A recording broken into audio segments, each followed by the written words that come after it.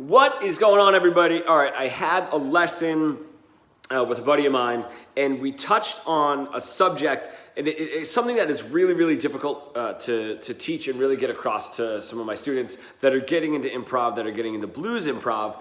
And this does span all over because we talk so much about rhythmic phrasing and how that is the base and the core, and then everything else needs to be added on top of that.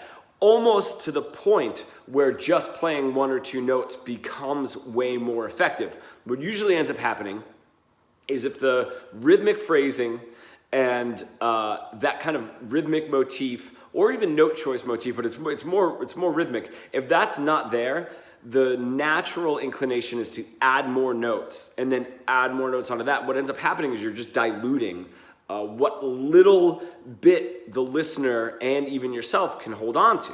So really, when we start doing this, sometimes I'll have, if we just have a backing track, I will literally make a student put their guitar down and just 2, 3, 4. And you'd be surprised that they cannot tap out in time the exact same rhythmic phrase over and over while I play a shuffle in the background. So that not being there just means once you start adding pitch to it is not going to help. It's going to dilute it even more, right? So now you have two dimensions, pitch and rhythm, and then you start losing direction. I almost say it's kind of like a car, without a driver that's just like drifting and drifting with no actual direction. So that is really what I want to build on.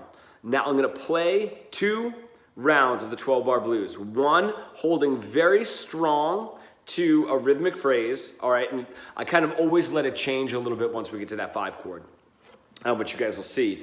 And then I'm going to stick to that phrase, reuse that phrase, but I'm going to drift away from it a little bit, but you'll see that the phrase is still actually there. I didn't lose it. All right, so here we go, phrase.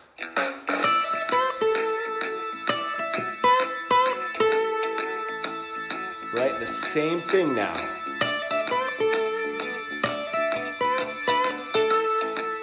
Now the 5 comes along, I'm going to change.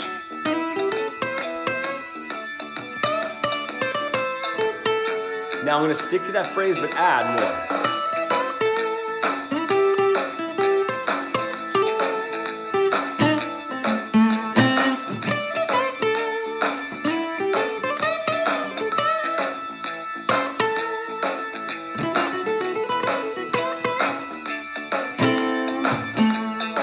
All right, so now that second, the reason that I wanted to play those 2 back to back is sometimes when you're going into where I was going into in that second 12 bar, is it starts to sound like there's a lot more notes happening. And that's where we get this now. Just kind of like this drifting up and down the scale. There's no reason for any of those notes to be played. That's really what we're getting at. There's literally no reason.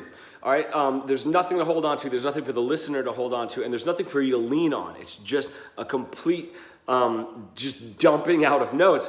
And the wildest thing is, what's going to make it worse, what's going to get even further from the core of rhythmic phrasing is adding more notes in there, and then also getting faster. Like, for some reason, even faster seems to be where a lot of guitar players want to go a little too early in the game.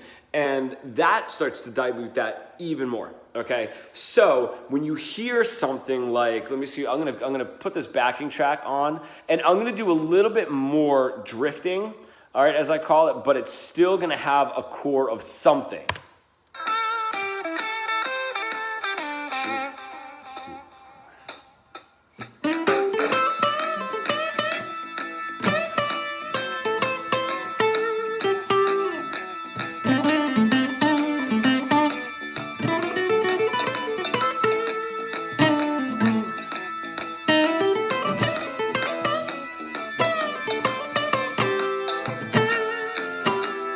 Even if I do.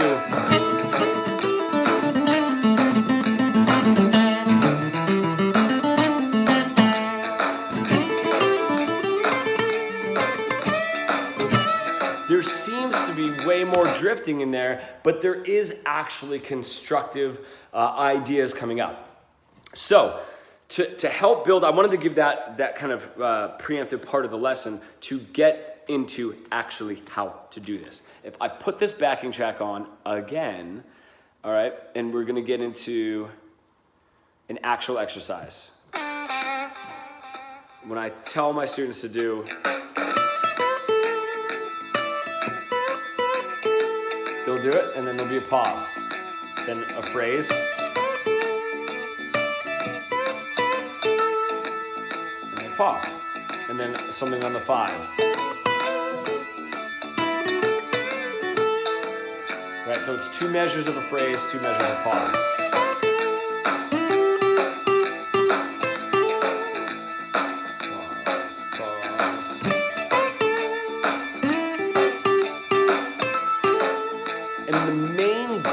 Is to play exactly the same thing. I don't even know, I was probably pretty close, but playing the exact same thing for that first phrase. So you have 2 bars of a phrase, 2 bars of a pause. Just like I'm doing, just follow what I'm doing, making up your own phrase. That same exact phrase for the next 2, and then another 2 measure pause, and then just at the 5, I always like to mix it up. What you're really doing here is mimicking a vocalist, a blues vocalist. And this is where the exercise got really crazy, and we kind of got excited when it worked so well for some of my students. Is I had them write down, and I use the same phrase every time, lyrics, don't worry about lyrics, but I had them write down, I have the blues because my dog ran away, all right? Just, I got the blues because my dog ran away. And then again, I got the blues because my dog ran away. And then the last line, we switched up a little bit, was like, my dog ran away, so I have the blues, okay? So what you have now is 2 of the exact same line lyrically. And in the blues, that does happen a lot with the singers, singing the exact same line 2 times in a row and then changing it on the 5. The reason that I had them write that down is seeing those words actually sparked more of a reason to repeat the same notes. Now, they didn't sing along to it, all right? All I had them do was try to read it and play almost like what they were reading. Because, I mean, if you're not in a vocal lesson, like just trying to get like a student to just randomly sing is not the easiest thing. It gets a little embarrassing. So I said, just look at it. I'm gonna play this backing track, and all I want you to do is play how you think you would sing that with the guitar. And it doesn't even have to be the same amount of syllables. It doesn't have to be the same amount of notes to syllables. All right, and that worked. That got them to play the same thing 2 times in a row. And then changing it on that 3rd time, but only a little bit, because all you're doing is reversing. I got the blues because my dog ran away. I got the blues because my dog ran away. My dog ran away, so I got the blues, right? And that's all you're doing. So 2 measures of the phrase, I get the blues because my dog ran away, and then 2 measures of silence, of letting that sit. And then again, so that's 4 measures. Then again, 2 measures of the same exact phrase and 2 measures of silence. And then the last one, you can vary a little bit, but still trying to stick to almost the same phrase and delivering it in almost the same way. I want you guys to try that, and I want to see if it works. Otherwise, it's very difficult getting someone to play the same phrase twice. So I want to see how that works for you guys. Thanks.